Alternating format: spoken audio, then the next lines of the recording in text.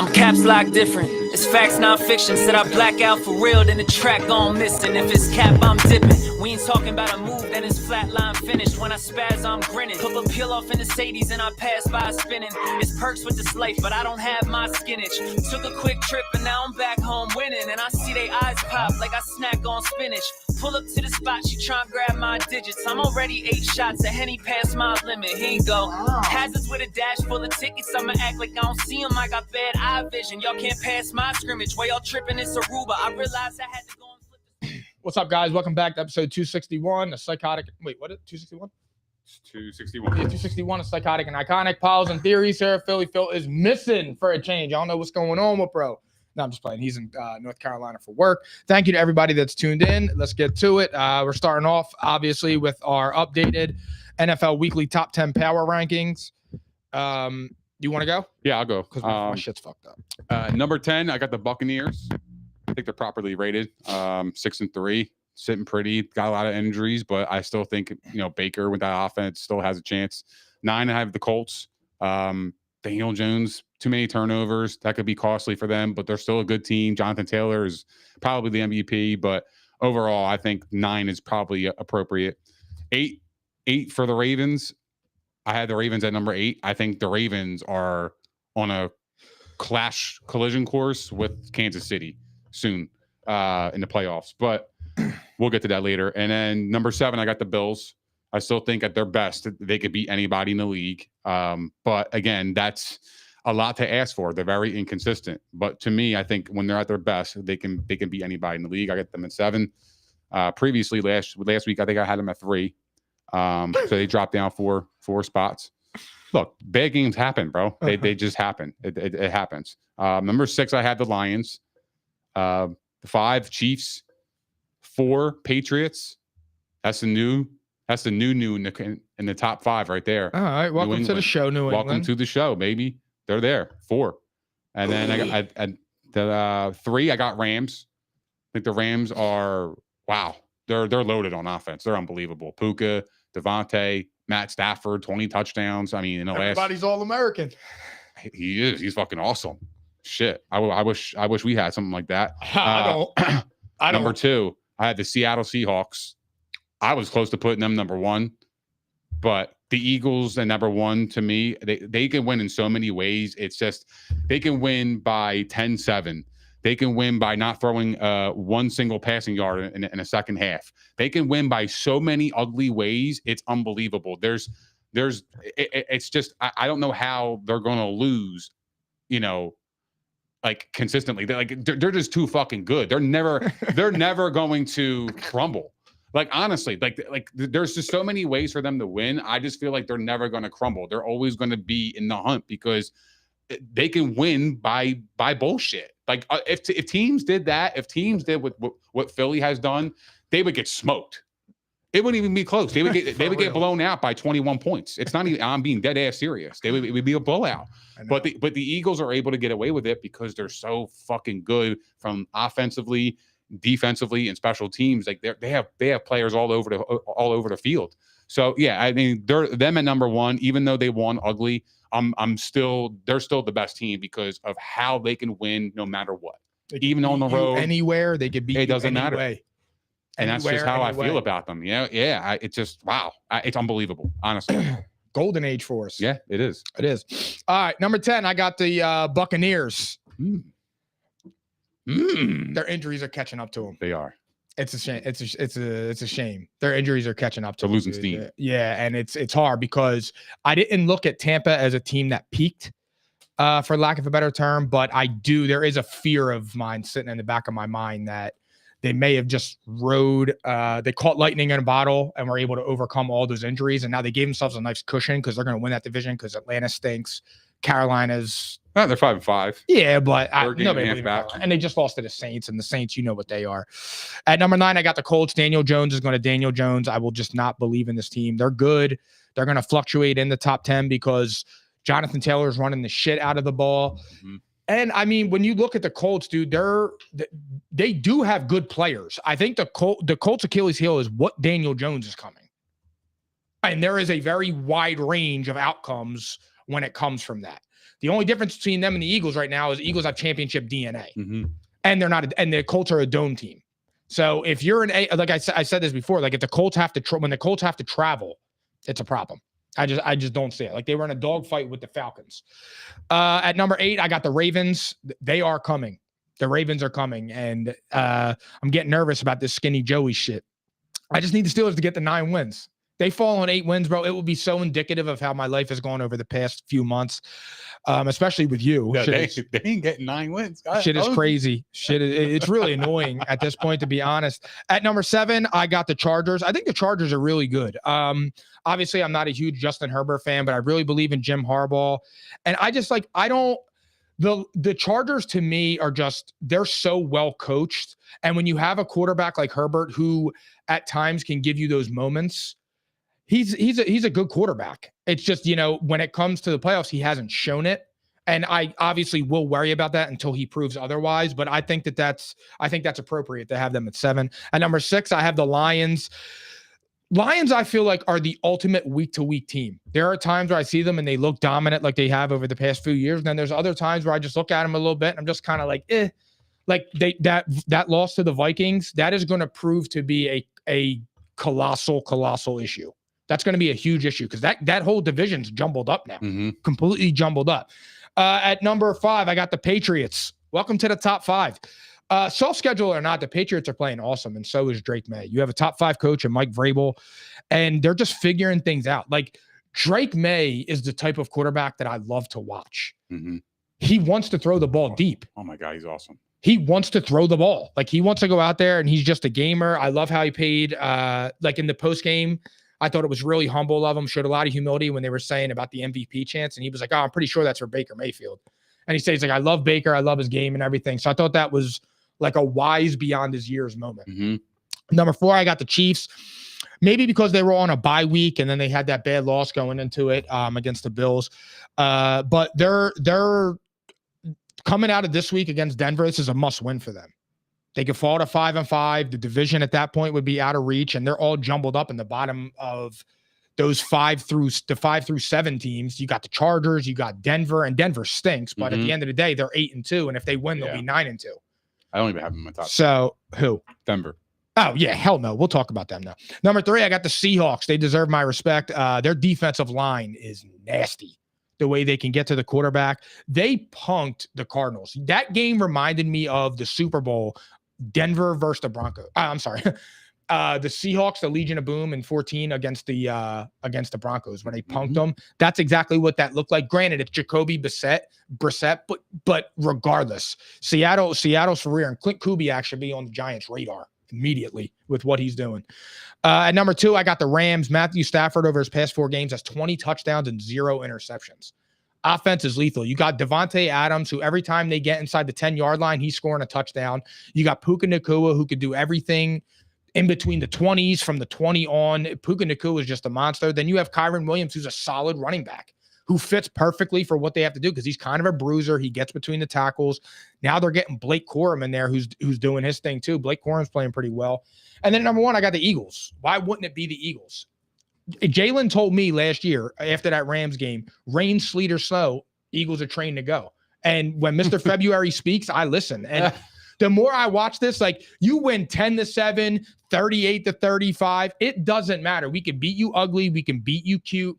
Jalen Hurts didn't play his best game. I would actually say I thought he played a pretty bad game. However, when it was time, he had the money throw to Devontae Smith again for the dagger. And that's what you need. That is, I'm not comparing him to Tom Brady, but that is the type of shit that made Tom Brady Tom Brady.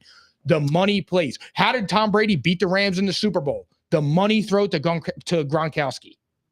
So until further notice, rain, sleet, or snow, Eagles trained to go. Anything you need to add? Yeah, I the Chiefs over the Patriots. Do you think there's any possibility that New England could beat the Chiefs?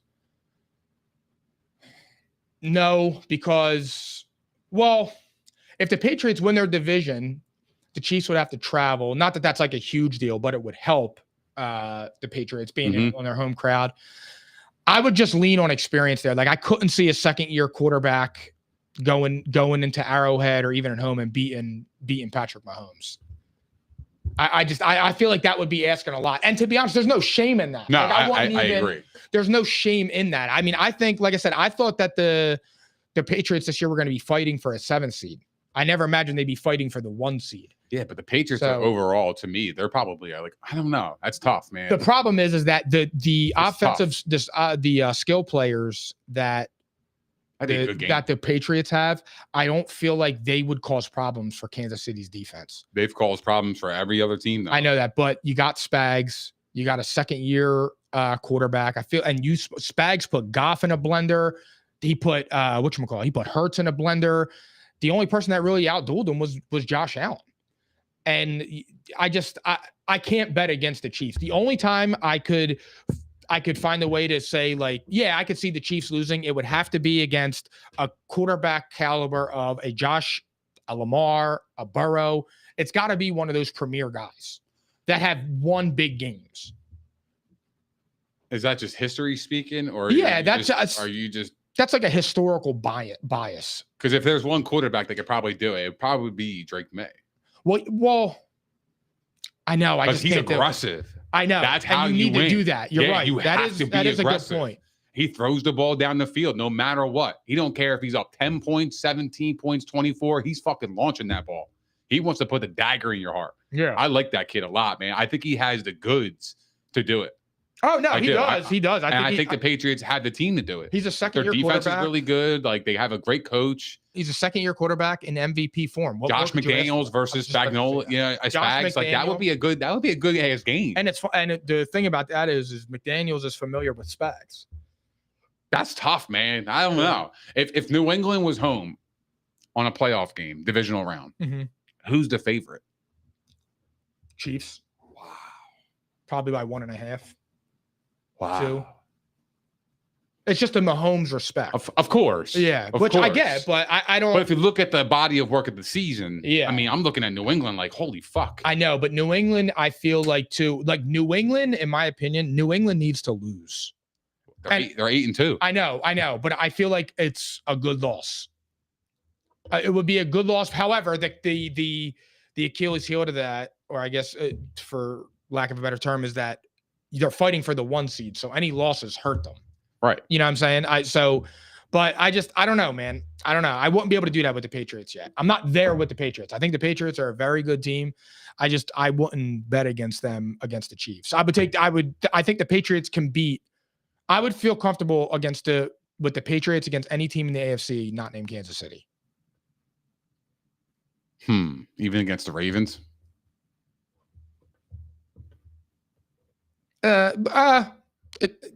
No, I would still probably lean Patriots. I don't think the Ravens have that good of a roster. They're just Lamar-centric. Right. I kind of view them like the Bills, to be honest. Like, that's just the way that I view them. They got Derrick Henry, though. Well, no, I know that they have a little bit more. I know what you're saying, but they have James Zay Cook Flowers. Is good too, though. So. Yeah, but you have Zay Flowers. You know what I'm saying? Like there's other Bateman's all right. Bateman would be the best wide receiver on the Bills. If we're being for real. You want Bateman in? Yeah. The best ever. That was the best. All right. Eagles beat the Packers 10-7 on Monday Night Football. It cracks me up, man, because so many people tell me, like, oh my God, I miss old school football. I miss the punishment. I miss the low scores. I hate when it scores 40. And then it's 10-7 and everybody wants to talk about it being boring. It was boring. So it was a dogfight.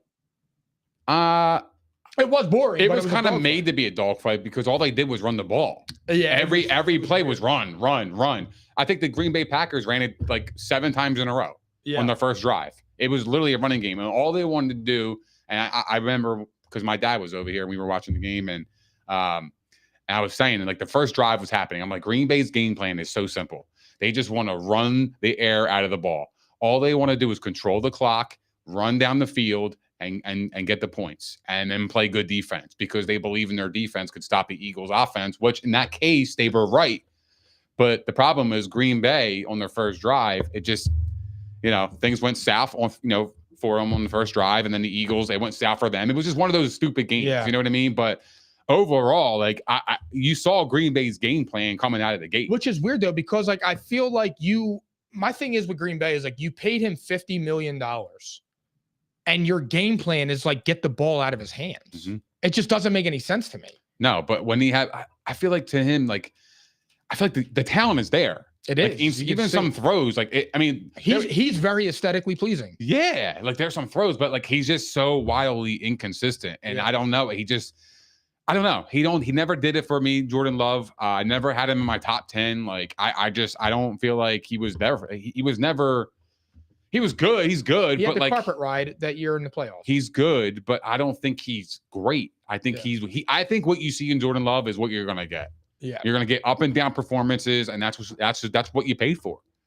And but I also feel like the play calling too didn't work in his favor. I think he was 2 of 5 for 12 yards in the first half or something like that. It was fucking crazy. I know he had like 87 passing yards, I think, in the fourth quarter, and I'm like, what is that? He has that in a quarter almost sometimes. You know what I mean? So it's like it's so confusing. I don't know. The play calling was very questionable last night. I thought it was it was questionable on both sides for sure. Absolutely. To be honest, like I'm watching that game, and it was so funny, man, because I'm sitting there with Rob, and I just like I started fuming because it was 3rd and 12 from like the 20-yard line, and they run a handoff to Will Shipley, and then it's 4th and 6 with 37 seconds left on the 40. You're up by 3 and you throw a fucking go ball to AJ Brown for his first target since like the first drive. And I'm sitting there watching that and I'm like, what is that? I'm being serious. Like, what is that? It is inexcusable that Jalen Hurts and Kevin Patullo and AJ Brown and Nick Sirianni get AJ Brown the ball. Like I'm on AJ Brown's side now. I really am, because there's no excuse for this. And he's like the highlight of the night, and he even alluded to this in the when they interviewed him. The highlight of the night for AJ Brown was the block when Saquon Barkley gained 41 yards on a dump off. And he said, like, I didn't do anything. Saquon already made him miss before I started blocking. And I'm like, that's what we're talking about with the superstar wide receiver? What are you doing?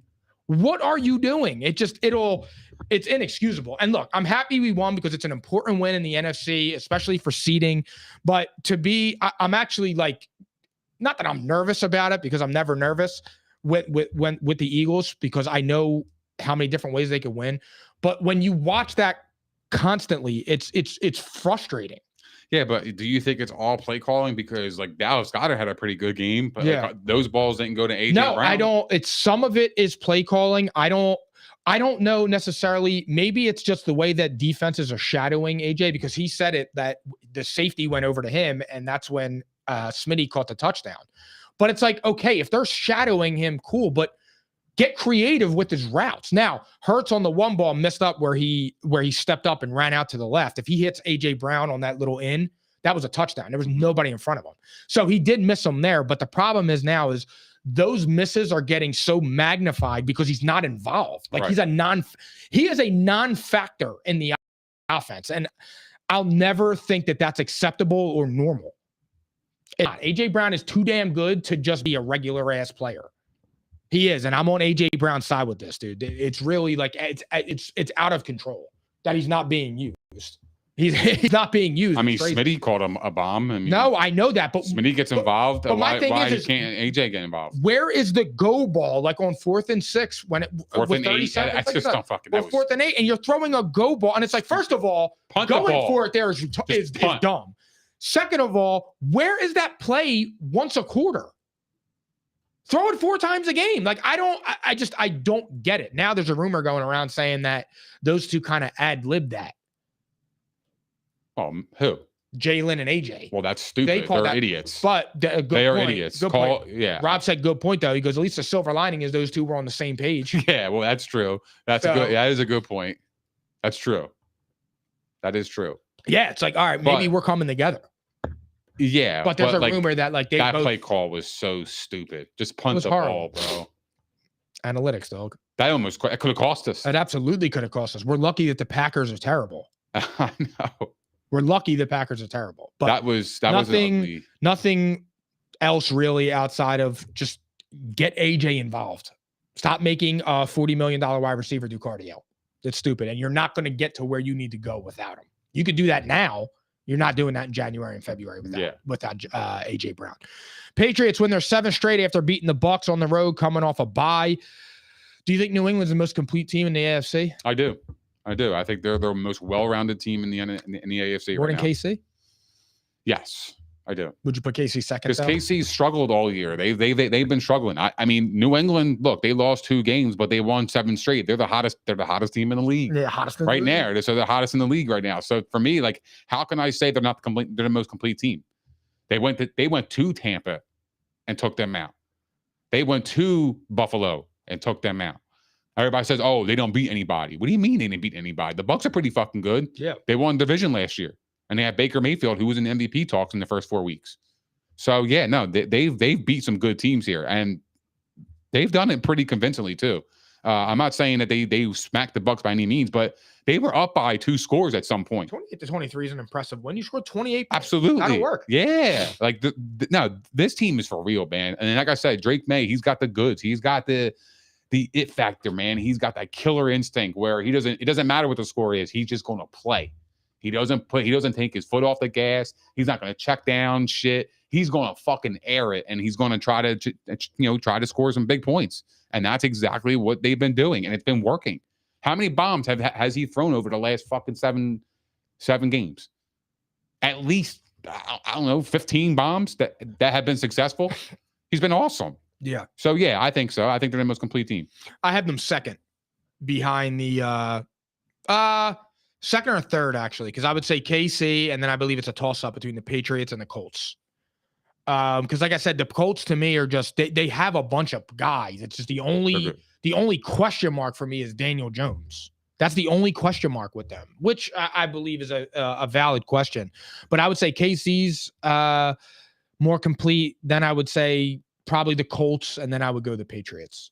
Now, I may be underestimating or underrating the Patriots and overrating the Colts. But that's how I would view it at this moment. Like, I do think though that both of those teams are going to be fighting for the 1 seed. The Patriots? The Patriots, I think, are going to be fighting for the 1 crazy. seed. I really do, dude. Because think their about schedule is so easy. That's what I'm saying, bro. Really they got cupcake. an easy ass schedule, and then like they have 2 hard games. KC's out of it. The Patriots are way better than Denver. Way better. Agreed. Way better. So are they better than the Steelers? Who? Patriots. Yeah. And then they're too inconsistent. And then fair. And then what was I just saying? The Colts. Dome team, going outside, rainy, Daniel Jones. I would lean Pats. I think the Pats really do have an inside track to that 1 seed, bro. I really do.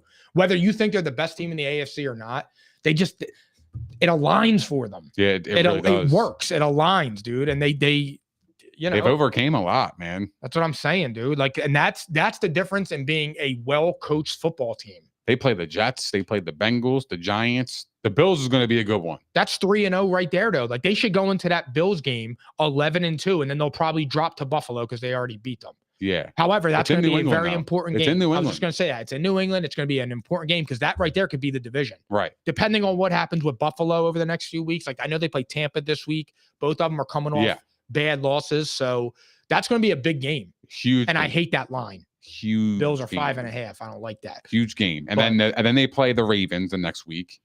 And then they play the Jets and the Dolphins to finish the season. No, the Bills play the Eagles. Talking about the Patriots. Oh, sorry. That's the Patriots schedule remaining. Yeah. So they had the inside track. I mean, I could see maybe 2 losses. And one of them being Buffalo, but it might not matter. 3, maybe, if it's a fluky game. Like one of those stupid, like Joe Flacco games where he goes bananas or going to eat. It's one of those stupid games. And it's funny you say that because the Bengals would be the team. They did it to the Steelers. The Bengals, they're going to be desperate too. The Bengals they're going to get the quarterback back. The Bengals beating the Steelers is bad loss. Agreed. All right, let's go to your boy because I hate him. Who you hate? Josh Allen. Why do you hate him? Bills 30-13 versus Buffalo because there were 70 people left in my survivor pool from about 400. And I picked the Bills. Did you really? You picked the Bills? No. And I was sitting on the couch, bro, just staring at this dude. And I'm like, picked them last week when they played Kansas City. I told you they were going to win. I can't do that. I know. I can't do that, bro. They're playing Miami. I know. I'm just fucking around. And I'm just sitting there, bro, on the couch, and it just felt like the life. I just felt the life getting sucked out of me because I'm like, I can't believe this. I genuinely can't believe like the week that I picked the Bills. That was one of the worst games I've ever seen the Bills play. I knew it was over when it was 16-0. They got, well, no, at 16-0, I'm like, all right, let's go. You know when I knew it? I knew they were done. You know what? Actually, you're right, because it was 16-0. It was right before the half. Josh Allen was driving and he fumbled. Yep. That was the moment I knew. I'm like, damn, my survivor's dead. Yeah, that was the moment I knew. I just remembered that. Yep. That was it. When he fumbled, I knew it was over. And it made me sick to my stomach, dude. They had 2 red zone turnovers, interception and a fumble. Yeah, and I'm just like sitting there, and afterwards, when I had my tantrum, said my F-bombs and freaked out, and then got over it and moved on on to next year for them. I just laughed because all the people that were commenting when I said the Bills aren't a serious threat because they're not a contender, because they're not, that type of shit can't happen. This is the year the Bills need to limit that because they have a track for the 1 seed. You have to do that. Let them come through Buffalo. But for me, I mean, it's probably a concerning loss. It's a concerning loss for me. But for the general public, like the general bird's eye view, it's probably not. But for me, yes, it is. Because it's just showing you that that type of game is capable of happening. And I know you could say that could happen with any team. I know the Chargers beat down the Chiefs in week 1. But, bro, it's week 10. The Eagles lost to the Giants, guys. Yeah, but it's week 10, and you lost to the bum-ass Dolphins. The Giants they just fired their coach. That was a bad move. They fired their coach, and the Eagles lost him. We're going. So it happens. Like shit happens. I mean, look, they got their ass kicked though. Let's not be. It was naive. fashion. Yeah, but that's again. Miami has the talent to expose them now because they got Jalen Waddle. I mean, I tell you, the Bills secondary, dog. They're sus. They're very sus, but they're inconsistent. Last week when they played Kansas City, that was a wholly different team. Yeah, totally different team. They rose to the occasion. My point is that's a down game for them. That team that they showed up against with the Chiefs. I never trust that team to show up in the playoffs. If they did, I would pick them every time. I trust Josh Allen to show up like that. If they play like that against the Chiefs, I would pick them every time. If I know I'm getting that, defense, I know, okay, I'm going to bet my money Josh Allen's going to put up some points. Yeah. And I will be correct. Yeah. That's the problem. You don't know that. You don't know that. And that's it. Yeah. I mean, look, you have a gripe with the Bills, which like you're definitely like you're not wrong with that.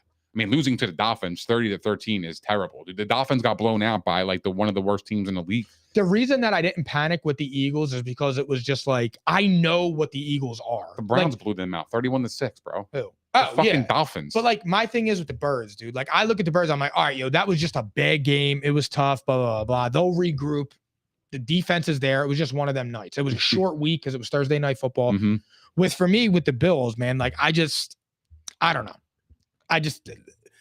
That defense shows up in the playoffs. That exact defense, giving up 30. They can't get off the field. Then you got Josh trying to be Superman, and then he's fighting for more yards. And what happens? They punch the ball out. It's the same old story. That's why I don't have the Bills in my top 10 again. I can't do it, dude. I'm being genuine when I say that. It's not clickbait. I'm not doing it for people to say anything or try to be a hot take artist. I don't believe in the Bills, dude. There's no evidence or data that I can go off of. I feel like Josh Allen too. Like if I'm him, like I'm kind of disappointed in the organization because it's like, I don't know, man. Like you guys know that we could use a piece like that. I don't know. Look at the Steelers. The Steelers traded for DK Metcalf, right? They have a fucking 41-year-old quarterback and they traded for a wide receiver. Why? Because you need a wide receiver. Who? I'm sorry. The fucking Steelers. Oh, yeah. They traded for a wide receiver with a 41-year-old quarterback. You need a wide receiver. The Bills can't do that. The Bills have all this capital. They want to trade. Apparently, there was a report they wanted Jalen Waddle for the 2026 or the 2027 draft, first-round pick, but they wanted next year's draft pick or something like that. But I don't know how true that was. But I guess that was a rumor. But if you desperately need a wide receiver, just fucking pay up. Every other team is doing it. Sauce Gardner went for 2 fucking first-round picks. If you have an opportunity to get Jalen Waddle for a first-round pick next year, you have to do that. I don't like the Steelers have no wide receiver. His contract is massive, yeah, but like the way he's good, and with Josh Allen, he'll be even better. Oh yeah, and it's like, the Bills made a big splash at the deadline. Yeah, they got Mecole Hardman, right? Yeah, bro, yeah. You got championship DNA on the squad. Yeah, that's true. All right, you got championship DNA. I'm rolling with it. Yeah, I could fuck with Cole. Cole is crazy.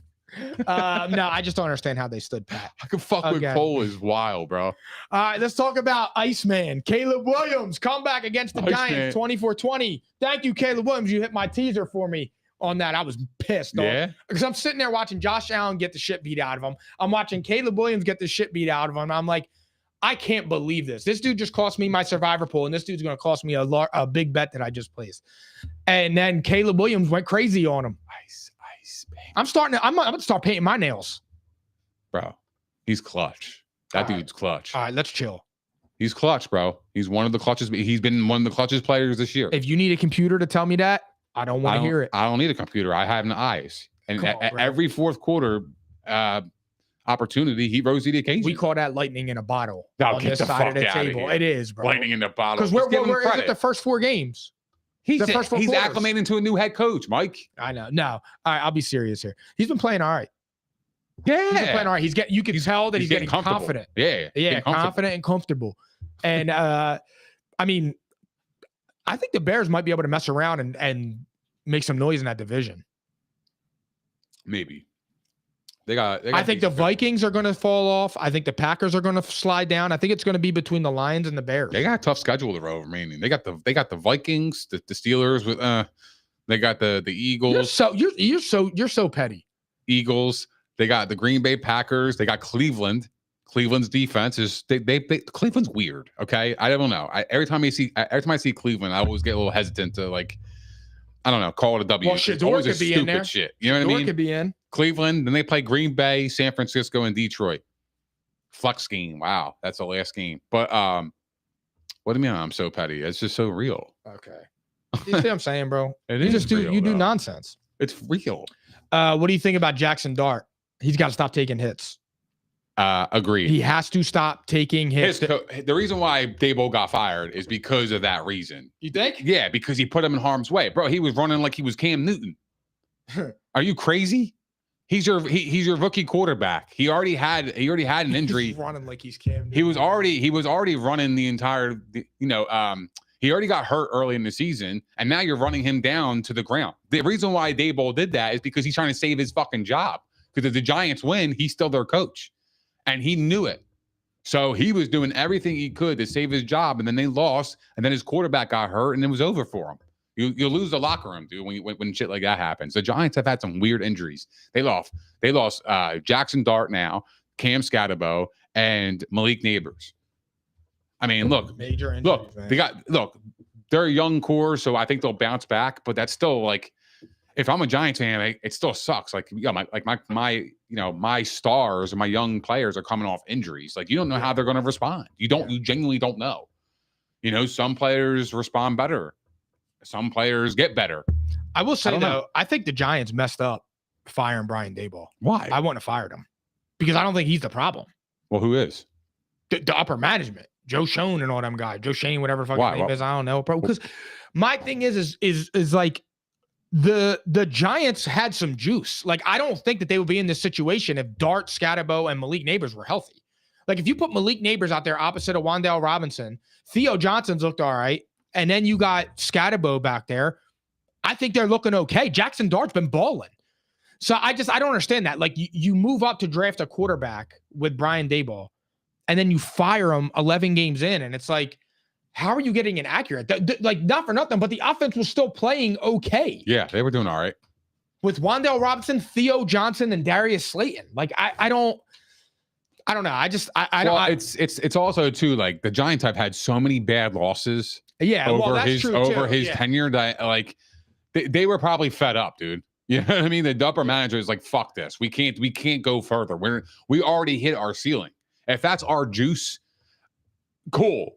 We were in the newspapers for a couple of weeks, but after that, I mean, this is what we're going to be. We're going to be up and down team. We're going to have spurts. We're going to be good, and then we're going to have spurts where, hey, if injuries are a thing, we don't have we can't overcome them, and we're losing close games that we should be winning. So for me, it's I don't know. I just don't feel like they believed in the future for them to reach their ceiling, and that's a Super Bowl. And the other part of this is too, if I'm the Giants. Since firing Daboll, I'm looking at Clint Kubiak. I'm looking at Mike McCarthy. Mike McCarthy, I just feel Mike McCarthy has done fine with quarterbacks. Mike McCarthy's been fine with quarterbacks. I don't think he was fine with Dak Prescott. Yeah, he was fine with Dak Prescott. He developed Aaron Rodgers. So I don't like. What more could you want from that? You know who would be a great fit there? Don't say it. Rex Ryan. Come on, bro. Rex Ryan. Rex Ryan would have that fucking team enough with Rex ready. Ryan. Bro. There's a reason nobody's picking up Rex Ryan, fam. Yeah, I guarantee you those players would run through a wall for that motherfucker. I guarantee it. Because Jackson Dart has that kind of that dog in it. Like, you could tell. Yeah, like he has that. He would thrive with Rex. I guarantee maybe as a defensive coordinator, but not as the head coach. I don't know, man. Bill Belichick. I fuck with Rex Ryan. I think he was a good coach. No, Rex Ryan was fucking good. Awesome. I know that. Anybody that says Rex Ryan was a bad coach, you're an idiot. He was fucking awesome. He took Mark Sanchez and the Jets to the AFC chip. He was the Sanchez. He beat the Patriots in New England, bro. I'll never forget that. Now he's out here. Now he's out here getting drunk and stabbing old people. Look, Rex Ryan can rally a squad. No, I know that. I really believe that. But I think they need to go offensive-minded coach to make sure Jackson Dart is on is doing this thing. Well, I disagree. Look at Drake May in New England. They have Mike Vrabel. He's a defensive guy. But they also have Josh McDaniels. Right, exactly. But if you hire a defensive-minded coach, look, the Giants have really good pieces on that defense. Yeah. They'll rally around Rex. And if you have an offensive coordinator, you bring somebody in, you're up and running. You got a defensive mind head coach. You're going to take care of the defense. And then you got an offensive genius to help out your young quarterback and the young core. Yeah, I think that should be the plan moving forward if I'm the Giants. Fuck yeah. Why go offense? Why do that? Get an offensive coordinator. That will solve all your problems. Let the head coach focus on the defense. Yeah. In my opinion, I think it works. But at that point, you have to get a seasoned vet that's an offensive coordinator. Well, yeah, they have to do their homework. They got to do their homework. Yeah. That could definitely work. Yeah. Absolutely. I'm with you. Seahawks beat the shit out of Arizona 44-20, 44-22. I didn't see that until just now. Do you think Seattle's the best team in the NFC? No, because we obviously we talked about it earlier. So no, I don't. But I do think they are knocking on that door though, because bro, they are fucking good. I know. And they don't beat you. They beat you the fuck down. And they don't care. They want to embarrass you. They want to embarrass you. Now, the one thing I don't like, they kind of dragged Arizona a little bit. They could have put up 70 points if they wanted to. They kind of took their foot off the gas. I don't know if that was due out of respect. Gamesmanship. Gamesmanship. Yeah, but I don't know. Are you about that? Because my thing is like Sam Darnold, he started having some turnovers and shit because they weren't fucking playing their game. I just kind of, for me, I'm just like I want to, if I'm competing against you, like I kind of want to embarrass you. Right. But I mean, I don't. They did though. It's a little bit different in the NFL and all that. Like I said, there's sportsmanship, there's gamesmanship. I'm just speaking from my personal preference. Like I would just, if I was the head coach of a football team, like it's not worth winning if you can't win big. Yeah, I agree. Like, I want to win, dude. I want to demoralize you. I want you to know you can't fuck with me. That's just the way that I'm wired, though. Mm-hmm. I can't help that. I don't like. But again, I just kind of. But like you said, they started doing dumb shit with Sam Darnold, who's turning the ball over. They just took their foot off the gas. They weren't trying to embarrass them. And you know what I mean? It is what it is. I mean, unlike a few years ago when Miami hung 70 on Denver, they were trying to embarrass them. Yeah. And I love that. I thought it was awesome. And especially because it happened to Sean Payton, because I can't stand that guy. I have to say that whenever I can. How about the arrival of Sammy D? Yeah, Sonny D is all right. Sammy D, cuz. Yeah, he's all right. Yeah, Sam Darnold's pretty good. I'm not going to, I won't believe in him yet, though. Why? Can't. I just don't understand that. Let's see his first playoff game. Let's see how it is. But like. If he sees ghosts. Nah, I don't think he's going to see ghosts. I really don't think that. I think he's a different player. I think he's grown. I think he's actually matured as a quarterback. I think he's learned a lot along the way. I agree with all that, to be honest, because I don't think that you can, coming off of the year he had last year and then having this. He had a lot of pressure coming into this, bro. I think Sam Darnold is now a franchise quarterback. He had a lot of pressure coming into the season. They paid him pretty well. Sam Darnold's a franchise quarterback, but I feel like it's steps. Like maybe this year, though, he does win a playoff game. Like last year, he got a taste of it, and it was just kind of like, oh, shit. Like, it's just different. I mean, it was his first time going to the playoffs. He's been in the league, 6-7 years? And he was a backup. He was horrible. He had Adam Gase as his head coach with the Jets. Everybody that goes to the Jets is trash. So maybe I'm wrong on it. I don't know. But can he win a playoff game? I think he can. I think because I think the Seahawks are that good. They should win a playoff game. Like, I don't think they're a matchup dependent playoff win. Can the Seahawks beat Philly? In Seattle, maybe. I think you saying in a I think they playoff could game? beat us in Seattle. In Seattle, I would give them a little bit better of a shot. The defense is so fucking good, man. That's the thing, is that I think the defense could get home, and our offensive line hasn't been great. Right. But I would just, for me, the only reason I wouldn't say, like, I'm not saying no chance, but the only reason, like, I would say it's like a 70% chance the Eagles will win. And the only reason I say that high is because, like, it's just championship DNA. Like, they've been there, they've done that. They know how to win those shit games. And if I'm going into a duel, I'm trusting Jalen Hurts over Sam Darnold. Yeah, but if you play like shit against them, they will fucking kill you. Yeah, but they're I think our they're like defense is Ivan good Drago. enough. They will hit you and they hit you hard. So will oh my God, the Eagles. I mean, look at no doubt. Absolutely. Look at Jalen Phillips last night. What a debut that was. Not for great. nothing, but I watched that awesome. game. Jalen Phillips looked like the motherfucker that should have got paid $48 million, not Micah Parsons. Nah, that's not true. Last night he did. Micah Parsons did nothing last night. The Eagles. Did he even play last night? He was running. Well, it's weird because he doesn't play every down. 48 M's.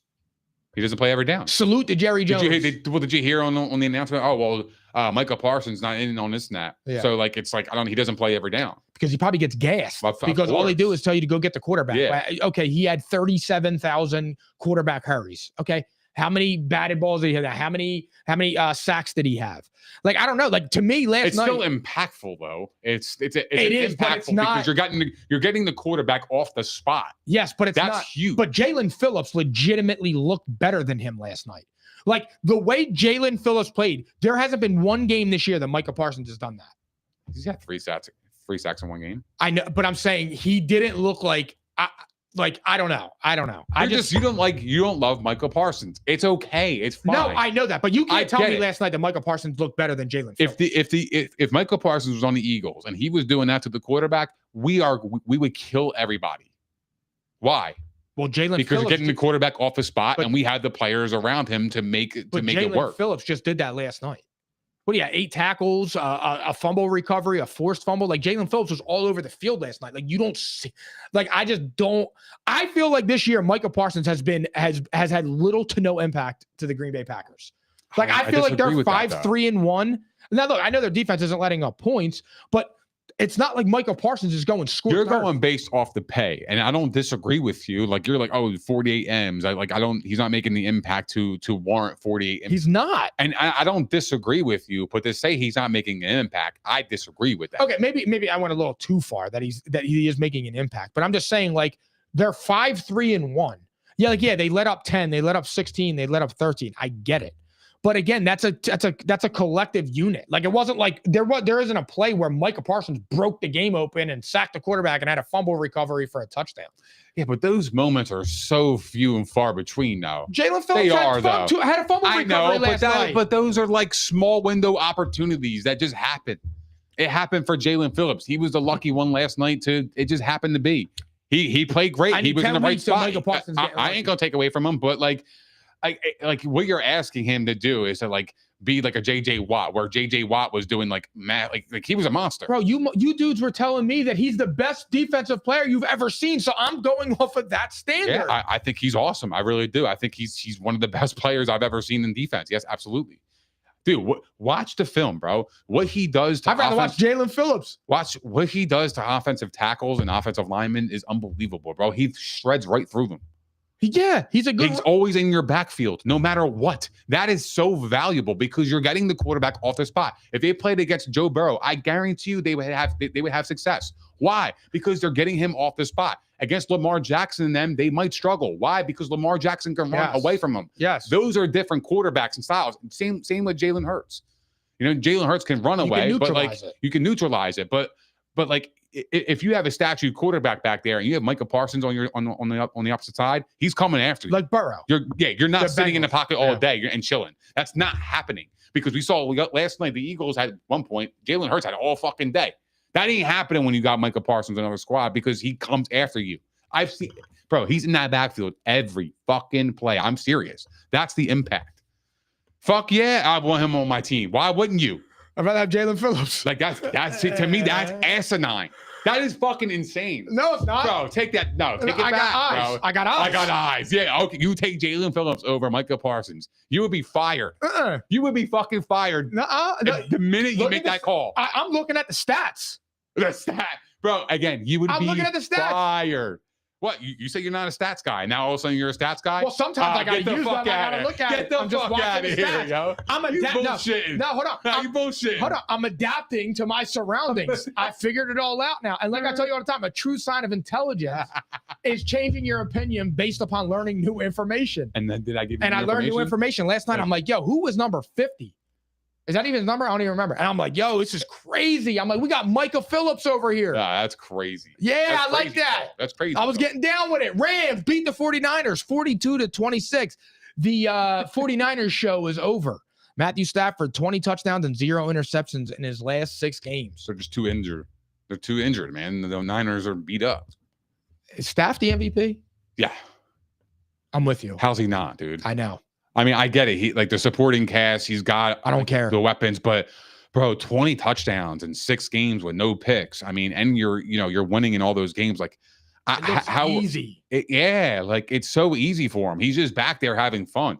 That's the key. He's having fun because he knows that I got 2 fucking all-stars on the outside. There's nobody that could beat us. Why? Because nobody has 2 corners in the league that can stop Devontae Adams or Puka in the same play. You know how hard it is to do that? If it ain't Devontae, it's Puka. There's Puka. There you go. Every fucking third down, there's Puka. He's always open, man. He's unbelievable, man. He's a fucking machine. The Rams are, I'm telling you, dude, I watch them all the time. And it's like, like I said, you have Puka that eats up the entire field. Then you get into the 5-10 yard line, bro, and it's Devontae Adams town. And he's just carving them up. What's he have? 9 touchdowns this year? Something like that, yeah. Like, it's crazy. He's averaging a touchdown a game. It's awesome. But yeah, I think Matt Stafford's the MVP. The red zone. I think it's crushing the red zone. I think it's Matt Stafford, and then I think it's Jonathan Taylor. I would put Drake May in number 2. Fair. I would but put Taylor. Jonathan Taylor's been he deserves some amazing. respect. The problem is like the running backs are never going to win it, bro. I know. I just don't feel like that's just like. But it doesn't even matter too much, to be honest, because like I said, Matt Stafford should be the overwhelming favorite. What he's doing is crazy. Yeah. What he's doing is crazy, man. He's fucking awesome. And he's old. Like he's not like they were coming into the season saying that he might not like, about the back and all that. His back looks fine to me. Awesome, bro. It looks fine to me. Is Stafford better than Hurts? I don't know. All right. Matt Stafford won on Sunday, and it brought his career record to 115 and 115. Here he goes. 115 and 115. That's a crazy stat. It is. I'm just the fact that he's 500 is wild, bro. When I thought it was like the NBA Centel. Like I thought it was a joke, and I'm like, wait a minute, because and then I'm like, wait a minute, Detroit. I'm like, it must have been under, and I'm like, 115 and 1. That's actually kind of crazy. Wow. Yeah. I got to see how the rest of their careers progress. I got to see. Matt Stafford's never beaten Jalen Hurts. We own the Rams. Yeah, I agree with that. So we'll see. It'll be a good game though when they play. I think they're going to play again. It will. It'll be in Philly. Yeah, and I can't wait. It's a crash course. It's waiting to happen. And when the Rams come here, I think the Eagles are going to play Green Bay in the playoffs too. Weirdly, I hope. I do. I would relish that opportunity. Yeah. I don't know. I just feel like they're going to see each other again. Like it was a good game. It was good. It was a battle. Like it was a good game. I thought it was a battle. But the difference between the Eagles and these other teams is the Eagles can win games. They can win stupid games like that. They can win crazy games. And you said that earlier, and it was so true. It's like no passing yards in the second half. Dub. 10-7. Dub. Blocked field goal. Dub. Yeah. 25-point second half deficit. Dub. And you're just looking at him. You're like, you just have to hope you catch them on a really bad day. But by the same token, last night was a really bad day for the offense. Agreed. And the defense is there. Yeah. And defense wins championships. It's the oldest tale of time. You need a defense to do it. And then you just need, like I said, Jalen Hurts made one play that entire game. I know. The bomb to Smitty. To Smitty. And if you want to Smitty made a great play, though. He's awesome. Wow. He might be the most underrated wide receiver in football. If we're being a bean. He might be the most underrated wide receiver in football. Does anybody else come to mind?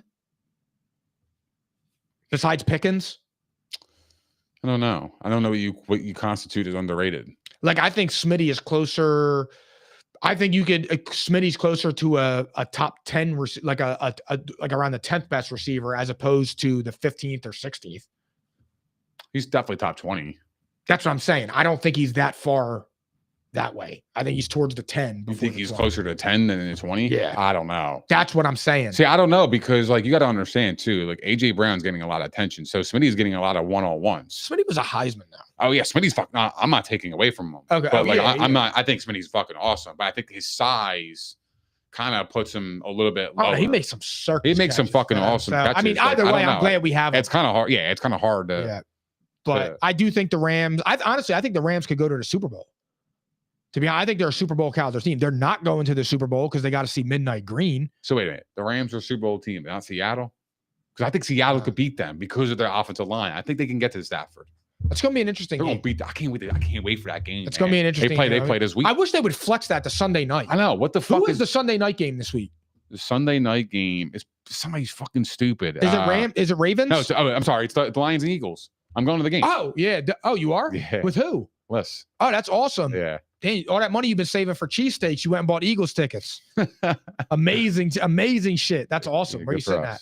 Dude, we're on the last row on the top, all the way to the top. Oh, you sitting with Kobe? I did it last year with the Jaguars game when they played when You're Saquon, sitting up there? Bro, yeah, all the way up top. Yo, I ain't gonna lie, yo, those seats they're not bad, bro. You're watching from an airplane. Bro, that stadium is built for anywhere you sit. Yo, it's a good seat. It's a good seat, bro. I don't care. I like that. I enjoy my seats. I pay for my seats. I like my seats. The gravity you're gonna feel and the wind up there, dude. And you're scared of heights now. Cold. No, I did it before. I did it last year. Oh, you just said that with the Jags. Yeah, you were fine, bro. It was you were awesome. panicking when we went to the Sixers game. I'm telling you, it seems far away, but you're right there, dude. I'm not kidding, dude. It wasn't bad. I was genuinely surprised. It's deceiving. Like me telling you that is deceiving. I'm telling you, if you were there, you'd be like, holy shit, it's not bad. Cold, bro. We cold as fuck. I know. I'm sick. Yeah. What do you think about Mac Jones though? Getting back on it. You think they should stick with him or should they go to Mac Middies? I don't know, man. He's playing awesome, dude. But like the fact that they lost, like I feel like the Niners have an excuse for them to go back to him now because of the loss. So like if they were to go back to Brock Purdy, I'm cool with it as long as he's healthy because Mac Jones is doing well. He's not the reason why they're losing. It's funny because they paid Purdy for the same exact production they're getting from Mac Jones. That's why you don't pay Mac Jones was a first round pick though, too. I know that. I know. But again, you could find somebody like that. Like perfect example. If you don't pay Purdy and you put Sam Darnold in that offense. But what do? You're going to let Purdy walk? He took you to the Super Bowl. No, bro. I get it. Like, what are you supposed to do? Holds weight. I know. Like, there's nothing you could do. But that's where Shanahan has to evaluate. I know, but you got your hands tied behind your back because it's not just Shanahan making the call. It's the GM. Do you think the 49ers are a Super Bowl contender? I don't. I don't think they're a Super Bowl contender. I do think they'll make. Fuck, I don't even know, man. I really like them coming into the season. I thought they were one of the sleeper teams. I think if they were healthy. Yeah. Oh, yeah. That's a different story. That team could fucking that's a different story. The best of them. But like honestly, like the health issue for me, it just kind of veered me off of them. Like the Rams, what the Rams did to the Niners is exactly what the division's going to look like. You know what I mean? In a couple weeks. Episode title is I like my seats. I like my seats. I like that. But like you know what I mean though? Like it's like. I genuinely feel like the way the Rams beat the Niners is exactly the result of the division's going to be in a couple of weeks. Like you're going to see the gap difference between the two teams. I agree. And I think the Rams, it's going to be a fight between the Rams and the Seahawks. We're going to see it this weekend. But yeah, as far as the Niners, you got to go back. You have to go with Brock Purdy, bro. You paid him so much fucking money. You can't let him ride the bench. That's the first year of his deal. Yeah. I mean, look, Mac Jones has got some trade value because he signed a 2-year deal. Yeah. So, like, you can get something for him in the offseason. You can get a high pick or a decent pick for him. I don't know. He's a Raider. Or they trade Brock Purdy and they rock with Mac Middies, guys. Like, straight up. Yeah. You get a cheaper contract. You get him for 1 year, see how he is, and then now you're not tied to Brock Purdy anymore for the long term. I wonder how much That's not a bad idea. I wonder how much the dead cap would be, though. I don't know. Because Ricky Pearsall was injured all year. Kittle's back to form though. So yeah, because what good is paying Brock Purdy $50 million if his weapons aren't available? Yeah, Ayuk is out because he's not the kind of player to get you over the hump. Wasn't Ayuk supposed to come back like week 8? Yeah, something like that. He's just delaying it. I don't even think he's going to play this year. No, he stinks. You're so petty for putting this on here. Chargers beat the Steelers 25-10 on Sunday Night Football. Why am I petty? Because there's no need to put this on here. Why? This was a Sunday night football game. We Two saw premier teams, right? Yep. We had the almighty Top 10 Steelers. teams? Yeah, top 10 teams, right? Steelers were top 10. And then we had the Chargers in the top 10. I left the Steelers off my top 10 this week. I know. And I'm fair you're and smart. accurate. I'm so fucking happy. I'm proud of you. Well, there's always this thing you I woke say. up. Wake up now. You joined. Wake up now. No, the thing is that a true sign of intelligence is when you learn new information and you can change your opinion. And I might have to change my opinion. And it's because one week the offense is humming, the defense is garbage. The next week, the offense is trash, the defense is humming. I don't know what to make of the Steelers. I have no idea what to make of the Steelers. I think I said it last week or 2 weeks ago. Whenever they beat the Colts 2 weeks ago, I said they could beat any team in the league and it wouldn't shock me. They could lose to any team in the league and it wouldn't shock me because I have no idea how to judge them. Well, they lost to a formidable. So yeah. Let's be fair too. But it's the way they lost. They like they didn't just lose. They got their teeth kicked in. Yeah. And Aaron Rodgers looked like he was fucking 75 years old. He did. He looked like And I'm telling you, these hips keep piling and piling up, and he's going to keep doing. It's going to get worse as the season progresses. It's going to get worse. But his mind is still sharp, and he's still making really good throws. Like the arm is there, and the mind is there. Interception off of Calvin Austin's hands. It's just like, bro, catch the Agreed. ball. That wasn't his fault. Like catch the ball. Yeah. And the other part of it is too, like, again, I was saying this earlier, they don't have a wide receiver too. But they traded it. I know. No, that's what I'm saying. I don't understand that. That was stupid. You signed fucking you got rid of George Pickens for DK Metcalf, and then you paid DK Metcalf on top of that. And he's been this year. He's had some plays, but like he's not like Pickens flashy. Oh no, hell no. Like he's just a monster. But him with Pickens would have been fucking awesome. I think that honestly though, that's going all in. I think the Steelers though have a lot of trouble and they just keep putting band-aids on it. Like Rodgers, like to be honest, dude, if I had a bet right now, I would say Rodgers comes back next year. And that would be stupid. I would never sign him back if I'm Steelers. Yeah. I'm moving on, bro. Move the fuck on. You gotta just do it. Move on. Yeah. Go get a young quarterback and develop him. I get it. Yeah. But they haven't done that in forever. They could have signed Sam Darnold this year. They could have, but they didn't do that. They wanted Justin Fields back. Yeah, I don't understand. I just don't fucking get it, man. Justin Fields. I don't even want to go there with that guy, bro. I swear to God, man. Like if he plays another game, I will never watch another Jets game for the rest of my life. Why would you ever want to do that? Dude, when you watch Jets games, you should watch them in like a padded room. I'm genuinely like surprised that is acceptable. I'm not even kidding you. For a man that's making $30 million guaranteed to play like that, I just genuinely can't believe that's acceptable. Like if I'm the owner of a squad, I'm not even trying to be funny. I'm being dead ass serious. If I'm the owner of a team, Woody Johnson, what I said a couple weeks ago, I'm saying it again.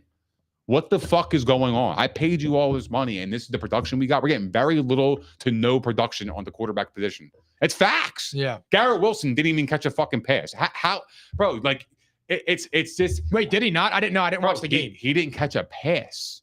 Well, there you go. He had 3 targets. Over 3. And then he got hurt in the fourth quarter. He probably was like, "Fuck this." I didn't even see it. To be honest, his knee or something like that. Yeah, they're pointless to even pay attention to. But honestly, 0 catches for Garrett Wilson, bro. I just genuinely don't. I think Garrett Wilson might be the most underrated wide receiver in the league because he's fucking underutilized. Because he's getting stuck with absolute. He is underutilized. You give him a motherfucking quarterback, that guy will go flying all over the place. He's fucking good. What do you think of the Chargers though? Like to go that route a little bit. What do you think of them? Because I think the Chargers are pretty good. I didn't have them in my top 10. When I watched the Steelers game, like I said, like I'm not really like I don't think the Steelers are good, but like the Chargers took care of business like they did. It wasn't really impressive. Like it was, look, Justin Herbert made some good throws like he always does. Ladd McConkey was awesome.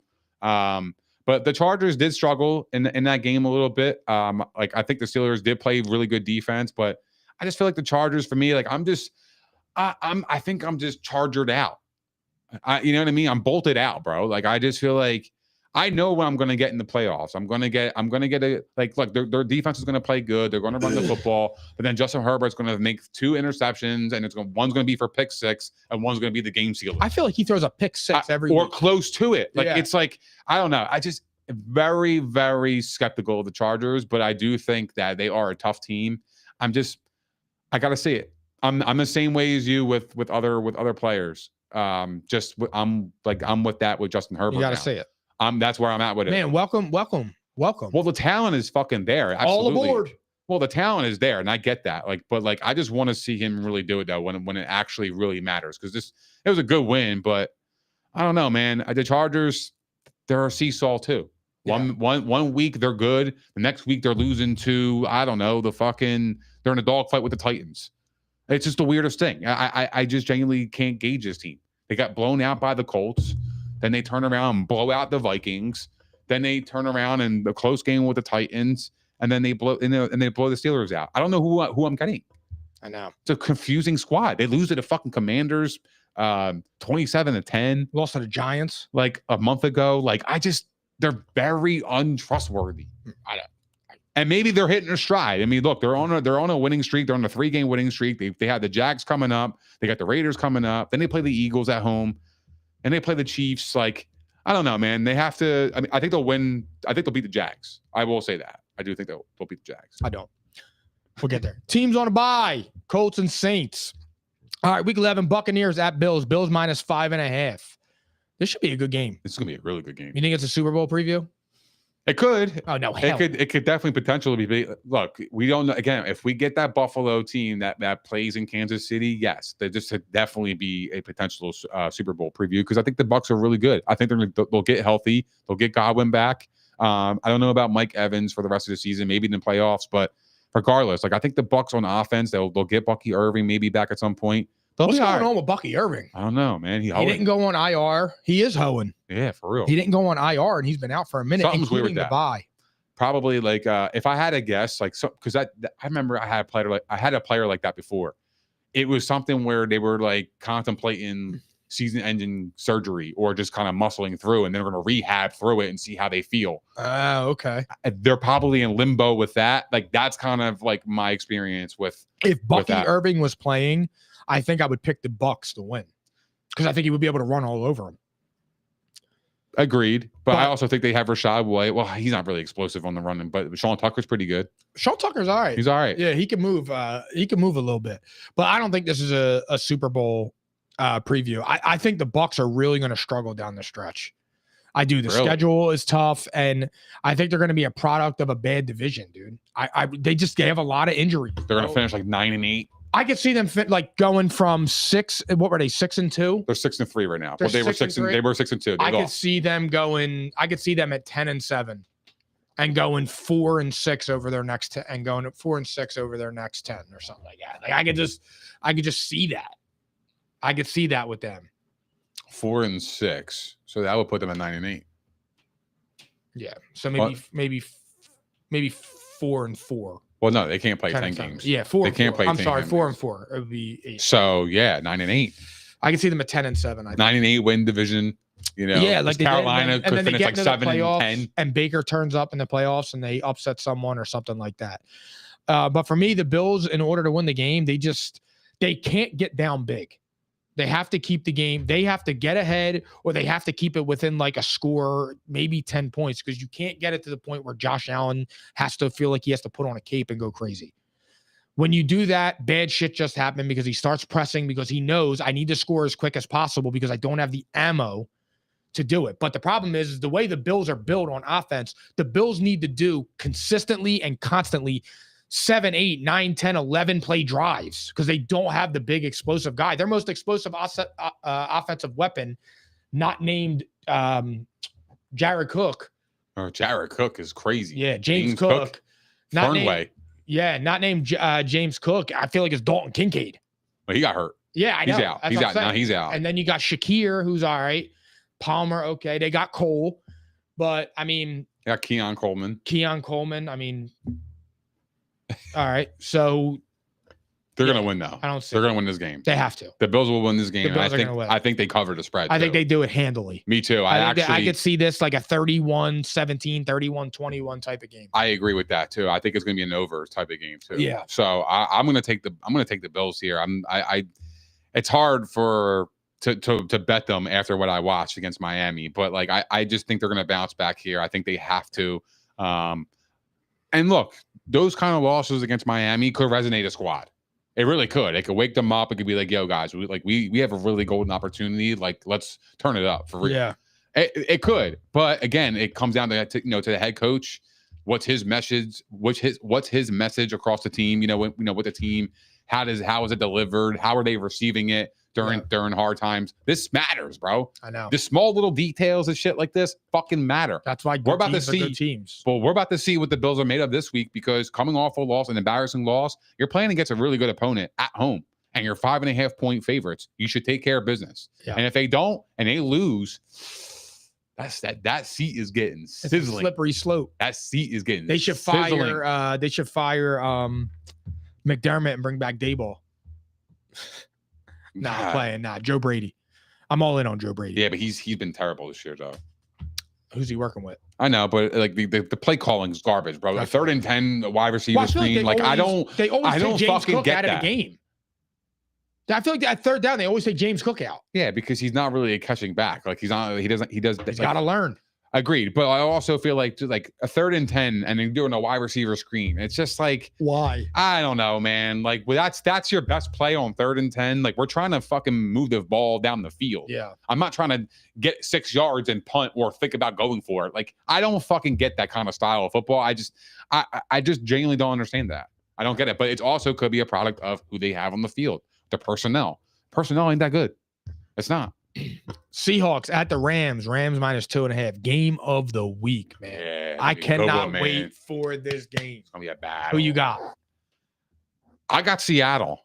Bro. I'm riding with 14, bro. That 14 will do it for you, dude. It will find a way. And give me Sammy D, bro. Sammy D will find a fucking way, dog. Nick Darnold. Yep, Nick Darnold. That 14 will find a way, bro. That's what's gonna happen. I'm telling you right now, bro. The Rams are gonna win this game. No way. Handily. You want to put a cheesesteak on it? Absolutely, because I was just gonna say that.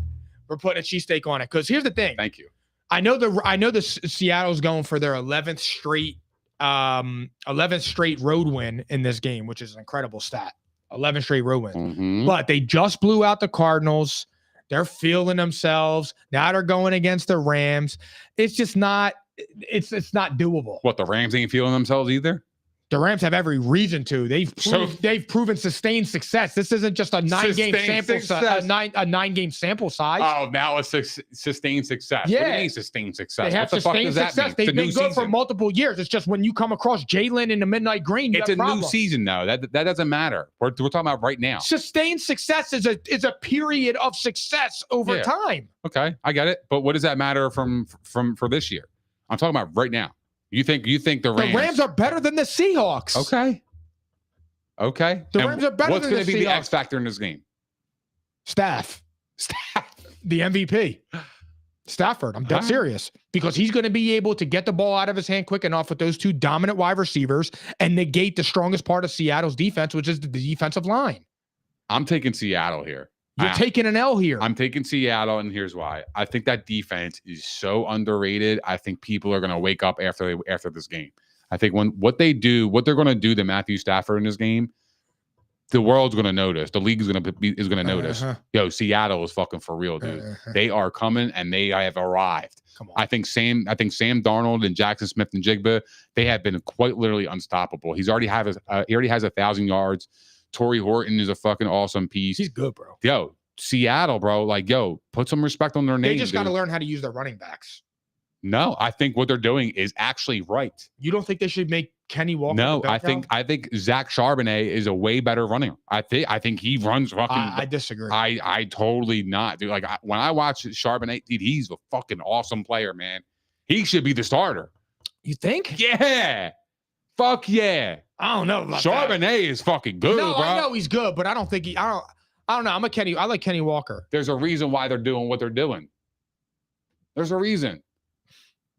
Why is Charbonnet playing at the end of the game? Or why is he in the moments, in the red zone, in the critical moments? Because they're running by 50 and they want to get him reps. No, because he's their best. Best running back. Yeah. Why does Kenny Walker start the game? To keep Zach Charbonnet fresh. That's a pretty funny theory. Let's get Kenny Walker some carries because he is good. He's a good running back, but Charbonnet is a better running back than Walker, in my opinion. I really believe theory. That. And the Seahawks, I think, believe that too. That's why they give him more opportunities. I really believe that. I like it. It's to keep him fresh, bro. Big game. Chiefs -3.5 at the Broncos. Must win for Kansas City at 5-4. You got Andy Reid coming off the bye, who's like 150-0. And again, the Broncos aren't a good team. Like, I think the Chiefs should smoke them. What's the difference between the Broncos this year and the Chiefs last year? Truthfully speaking, Patrick Mahomes, the they're head just coach. fucking names, though. No, There's nothing. There was nothing. Pedigree. I know, but there was nothing flashy about what they were doing. They were winning off some bullshit too last year. But and they were getting by, and it's the same it looks like the same season. No, but with the Broncos, dude, their defense is good. Their offensive line, it's Bo Nix. Bo Nix has been terrible this year. Up and down. Bro, up and down. Hold on. I saw this tweet, and it was so serious. The Broncos have beaten the 3-6 Jake Browning-led Bengals, the 2-7 Geno Smith-led Raiders by 3 points, the 3-5 Davis Mill-led Texans by 3 points, the 1-7 Justin Fields-led Jets by 2 points, the 2-7 Jackson Dart-led Giants by 1 point, and the 1-8 Cam Ward-led Titans by 1 point. They're getting by 1 score, excuse me. They're getting so lucky. They stink, dude. Denver is I'm not even playing when I say this, yo. Denver is the worst 8-2 team I have ever seen in my life. They're worse than that Steelers team that was 10-0. I was gonna bring them up. They're worse than that Steelers team that was 10-0 and Ben Roethlisberger like last good year. That was the first team I thought of too. That's exactly what they are, and they're worse because their quarterback is garbage. Here's the thing. I agree what you're saying. Like the wins aren't impressive based on the resume, and I get that. But dude, like the way that, like the fact that they're winning against bad teams, like that's a pretty good sign moving forward. Barely winning. Right. But it doesn't matter. The Bills, we just saw what happened in the NFL. Anything can happen. The Bills just lost to the Dolphins, bro. The Dolphins were 2-7. The Bills just beat handily the Chiefs, who we have in our top 5 handily last week. And now the Bills had a bad game. It happens. But at least good teams take care of business and they just win the game. That's what you tell me all the time with the Eagles. Good teams take care of business no matter what against bad teams, whether it's ugly, pretty, doesn't matter. They just win. But bro, isn't that what they're supposed to do? Yeah, but Bo Nix is terrible for 55 out of 60. I know, minutes. But like, yo, we've seen Jalen Hurts fucking ass a lot of the games, and the Eagles are smoking opponents. That's true, bro. And that's just fucking true. But my thing is that they're I get what you're saying. Super Bowl caliber team. I don't think they're Super Bowl caliber team, though. Who? Denver.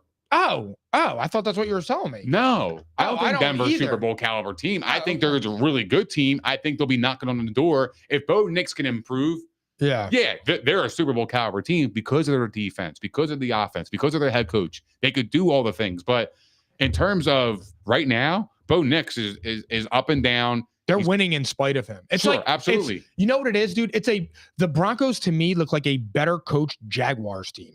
Like Trevor Lawrence and Bo Nix are like that Spider-Man meme where they're all pointing at each other. Like the team around you is all right, and they're winning in spite of you. Because Trevor Lawrence has been ass this year too. Trevor Lawrence is ass, not just this year. But Bo Nix, I mean, I'm not a Bo Nix guy. Look, I don't think he's a franchise quarterback. I don't believe he is. But he's got more passing yards than our boy.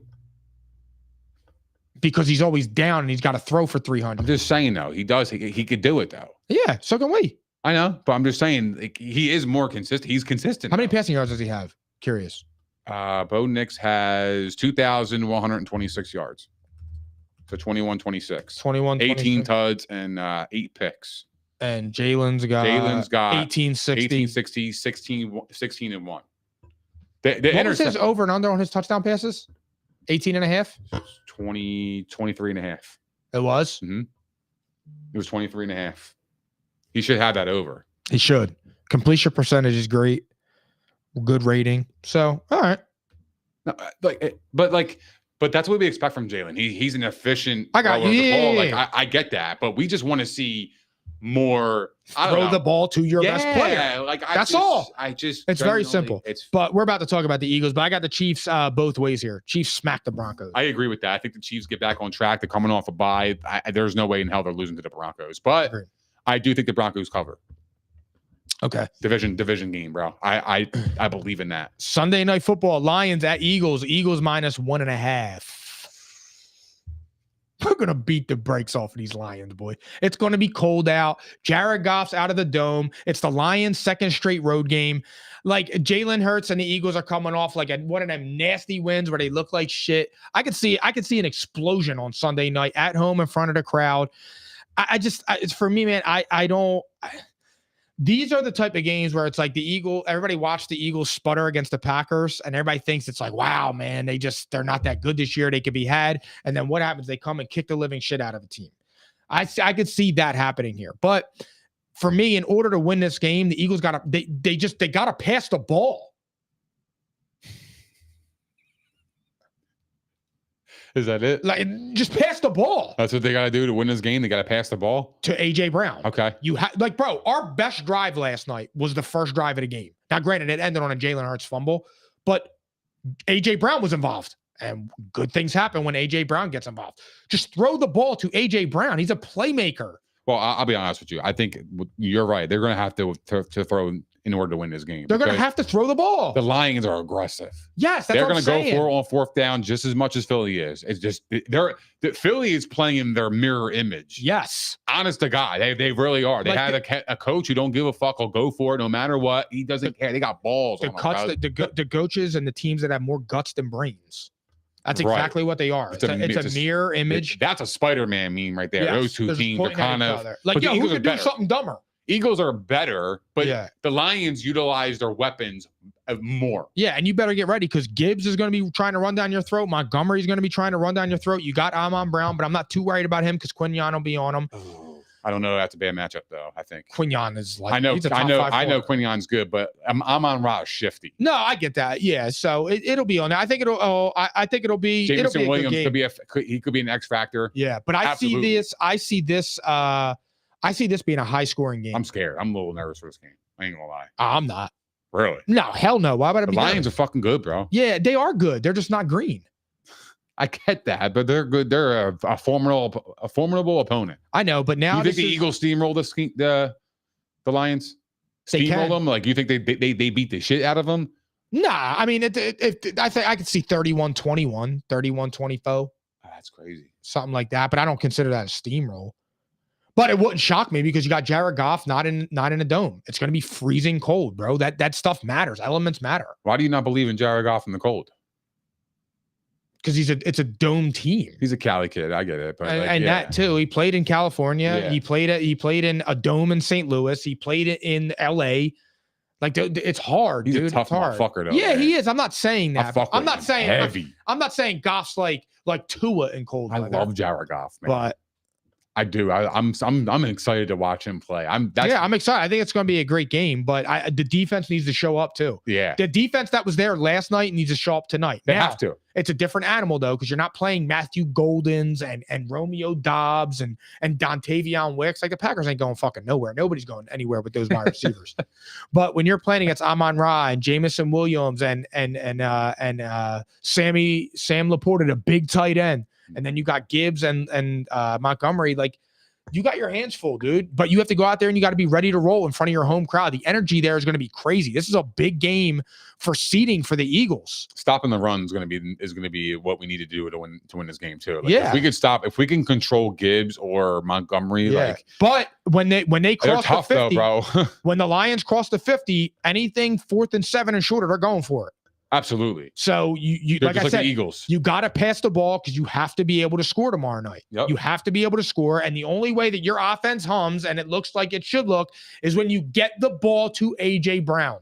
That's no question. You're in front of your home crowd. Go let AJ have a 2-touchdown game, a 3-touchdown game. Throw the first play of the game, bro. Throw a go ball. Just make him feel good. Yeah. Let him feel like he's involved. Yeah, use them, but don't use them. You're here. You're on our team. Yeah. For real. Like, that's what I'm saying, man. But I got the Eagles here 31-21, 31-24, 9-2, like they have been for the last 4 years. And firmly sitting in the 1 seed, and it's going to come through Philly. Wow. I got the Eagles here 27-24. It was I'm worried about this game, though, because I think this game is going to be a battle. The game's more important to the Lions than the Eagles. But I think the Eagles, a defense, needs to step up. I mean, I think they can hold the Lions to 24. I think that's a fair number. I think Gibbs is going to have his. I think Gibbs will have a day. I think Amon-Ra is going to do Amon-Ra things. We're not going to be able to stop their offense. We just got to be able to do withstand their blows, because like, they're big plays. If they get big plays on us, we're dead. They're going to get their first downs. They're going to get their 6-yard, quick passes to Amon-Ra for a first down. That's going to happen because that's what the fuck they do. You know what I mean? That's what they're good at. Yeah. It's the big plays. If you can limit the big plays and you can force them methodically to go down the field, I trust the Eagles defense at some point during that drive to hold them to 3 or nothing. I do. At that point, because the Eagles have the defense that can stop the Lions. The other cats that the Lions have been playing against the Commanders, they steamroll those motherfuckers because they don't have the dogs to, to put their foot down and make a stop. Yeah. But the Eagles, they have, again, championship pedigree. They have the players, the personnel. They have all the ingredients to stop the Lions. I agree with that. So I'm going to go with the Eagles here. I will say, though, I won't be shocked if the Eagles did lose because, again, the Lions are fucking good, bro. The Lions have a lot to play for, too. That division is a gauntlet. So, I wouldn't be surprised if the Eagles did drop this game. I do expect them to win overall, but I want to see Jalen Hurts fucking air that shit out. Fuck all that bullshit, man. You got fucking AJ Brown. I want to see that motherfucker just air it out, dude. Be like a Drake May and just fucking launch this shit. Please. I mean, who just at this point, it's like, what can go wrong? An interception, okay, it's a punt. But at least you give the guy an opportunity to fucking make a play, like a guy like AJ Brown. That's what I'm saying. How come every time the Eagles throw the ball down the field, I feel like good things happen? Like I do. Like the ball, the only go ball outside of the AJ Brown bullshit in the end of the game, it was successful. It went for a touchdown. Why the fuck do you not do that the entire game, or at least mix it in, or do it more often? Like every go ball that the Eagles do, I feel like is pretty successful every time. I feel like every time. They only did once, and that was with Smitty, and it worked. Then they did it with AJ Brown. Like, where is that all game? It doesn't make any fucking sense. And again, it could be the coverage with Brown, but it's not an excuse. And I'm done with the bullshit. Yeah. Like I don't see Puka Nacua struggling. I don't see that happening. If Puka Nacua, it would be a cold day in hell if Puka Nacua walked out of that game with 0 catches. A cold day in hell. I'm serious. That would never happen. Never happen in his career. As long as that quarterback is there, ain't ever gonna fucking happen. He's too damn good, and he's too damn good to not be involved. He's a dynamic wide receiver. Fucking incredible. He's an all-world talent. That would never happen in his career, unless he has a bum at his quarterback position. That's the only way. All right, Jets at Patriots. Patriots minus 11.5. Thursday night football. Patriots are going to dominate this fucking team, man. I got the Patriots both ways. I got the Patriots both ways too, but I think Tyrod Taylor is going to start for the Jets. I do.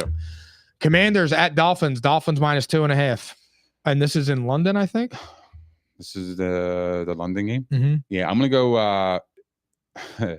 This is like a classic Dolphins go crazy game, like just having fun with the crowd. I just feel like, to me, coming off a big win in Buffalo, I'm going to take the Commanders here, dude. I'm going to take the Commanders. I think the Commanders are going to win here. I don't have any faith in the pick, but I just feel like Commanders to me. I feel you. I don't mind that. I got Dolphins both ways. I just think the Commanders are terrible. Oh, yeah, I know. But Bears at Vikings. Vikings minus 3. Give me the Bears. Give me the Bears here, man. I think the Bears are a really good fucking team. I think people are sleeping on them. I'm not sold on the Vikings, man. They have a lot of problems. Yeah. I think Justin Jefferson's kind of been like, he's been mid as hell. Been mid as shit, right? Like, I don't know. There's a lot of problems there. And I just feel like the Bears are humming. I feel like the Bears are hitting their stride. Give me the Bears, man. I'm with you. I got the Bears too. Pete my nails. For sure. The Bears are better. Packers minus 7.5 at the Gents. I got the Packers both ways. I mean, they should cover the spread. I think the Giants are horrible. They don't have their fucking quarterback. They have nothing. I got the Packers on the money line, and I got the Giants with the points. I think that they're going to rally around Mike Kafka and have one of those crazy games where they just play really hard. Inspired football. Yeah, it's just one of them random games. And to be honest, I was way off on the Packers. The Packers aren't that good. Panthers at Falcons. Falcons minus 3.5. I love the Falcons. Both ways, too. I love the Falcons in this game. Love them. I'll take the Falcons, but give me the Panthers with the points. I got the Falcons both ways. Chargers -2.5 at the Jags. I like the Chargers here. I think they're the better team. I think the better team needs to show up. And the Chargers can't beat the Jags on the road, again, they're not a top 10 team. And that's exactly why I don't have them in the top 10. So I'm getting them a chance to prove it. Chargers at Jags, 1 p.m. Chargers flying across the country. I get the Jaguars here on the money line. Jaguars are winning this game. So are the Chargers out of your top 10 if they lose? I have to see the rest of the slate. It's fair. Yeah, I got to check my data. I love you, bro. I got to check my data. Bengals at Steelers. Steelers -5.5. Upset alert, upset alert, upset alert. Give me the Bengals here. The Bengals are going to play inspired. They got Joey B back at practice. They are going to this is their season. Yeah. This is their season right here. Pittsburgh, I do not believe in this team. Give me the Bengals here in an upset. I got the Steelers on the money line, but I'm taking the Bengals with the points. This is going to be one of them Chris Boswell games. Wow. And the Steelers season's on the line. Both teams are fighting for their lives. That Joe Flacco fucking tore them up last I know. They don't even need Burrow. Texans -7.5 at the Titans. I got the Texans both ways. I like the fucking Titans. I'll never bet the Titans. I know. I got Texans both ways. I can't, but I kind of like the Titans. I don't know why. But I don't trust them. And Cam Ward stinks. 49ers -3 at the Cardinals. I'm gonna take the Cardinals here. Cardinals got their ass kicked. So did the Niners. I know. I just like the Cardinals. To me, they're starting to utilize their best weapon, and that's fucking Trey McBride. And if he steps up and plays like that, I think they can win. I think they can win. I'll take the Cardinals here. All right, I got the 49ers both ways. I think the Cardinals are a really bad football team. Ravens -8.5 at the Browns. I got the Ravens both ways. Me too. The Ravens are coming. Monday Night Football, Cowboys -3.5 at the Raiders.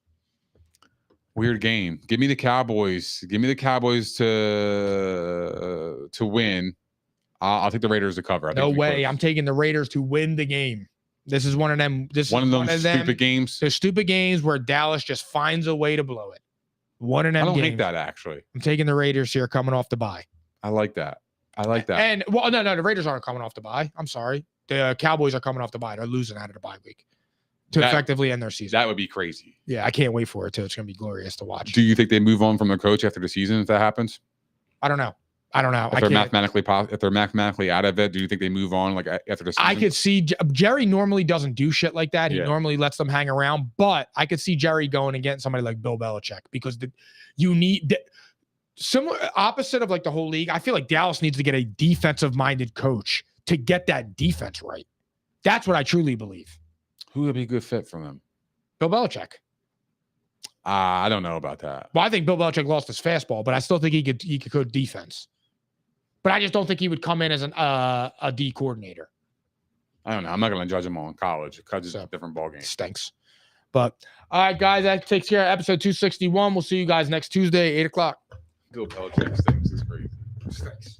Could you imagine actually thinking that? I do think that. It's unbelievable. I'm right, too. It's embarrassing. Fuck we talking about? I'm caps lock different. It's facts, non-fiction. Said I black out for real, then the track gone missing. If it's cap, I'm dipping. We ain't talking about a move, then it's flatline finished. When I spaz, I'm grinning. Put a peel off in the Sadies and I pass by spinning. It's perks with this life, but I don't have my skinnage. Took a quick trip and now I'm back home winning. And I see they eyes pop like I snack on spinach. Pull up to the spot, she tryna grab my digits. I'm already 8 shots, a Henny past my limit. Here you go. Hazards with a dash full of tickets. I'ma act like I don't see them. I got bad eye vision. Y'all can't pass my scrimmage. Way y'all tripping, it's Aruba. I really